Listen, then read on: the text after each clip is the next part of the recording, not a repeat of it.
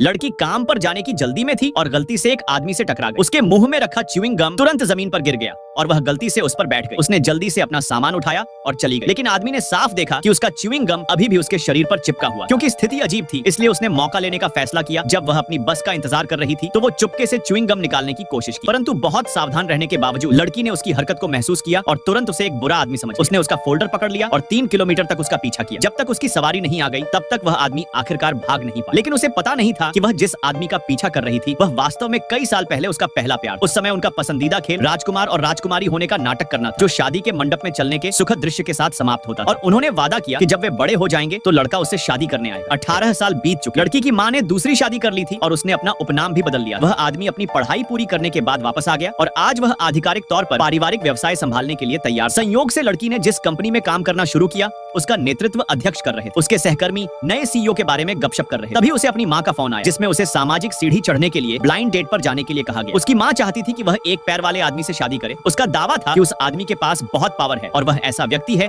जिसे वह अपमानित नहीं कर सकती, इसलिए उन्होंने उसे आज्ञाकारी रूप से उनकी बात मानने को कहा। लेकिन लड़की इस बात से हैरान थी कि उसकी माँ उसके साथ कैसा व्यवहार कर रही। अपनी माँ के शादी के दबाव से बचने के लिए उसने जल्दबाजी में कहा कि उसका साथी समूह का सीईओ है। हालांकि उनकी बातचीत प्रबंधक ने सुन ली, जो मानते थे कि लड़की सीईओ की मंगेतर है। इस बीच लड़की ने देखा कि उसका वेतन केवल $7, लेकिन उसने इस महीने 2 बड़े अनुबंध किए थे। इसलिए वह सीधे अपने सुपरवाइजर से इस बारे में पूछने, केवल यह जानने के लिए कि उसके सुपरवाइजर का वेतन $3,80,000 और उसने उसका कमीशन चुरा लिया। वह तुरंत सुपरवाइजर से बहस करने लगा। मैनेजर दौड़ कर आया और उसे डांटा, जोर देकर कहा कि वह चुराए गए कमीशन के लिए उसे 3 गुना मुआवजा दे। जब वह अपना पैसा लेकर चली गई तो मैनेजर जल्दी से सुपरवाइजर को यह बताने के लिए दौड़ा कि लड़की सीईओ की मंगेतर है और उसे चेतावनी दी कि वह उसे फिर कभी न उकसाए। यह बातचीत जल्दी ही पूरे कार्यालय में फैल गई। सब कुछ सत्यापित करने के लिए महिला पर्यवेक्षक ने सीईओ को एक संदेश भेजा। जब सीईओ ने किसी को अपनी मंगेतर होने का नाटक करते देखा तो वह गुस्से में कंपनी की ओर चल पड़ा।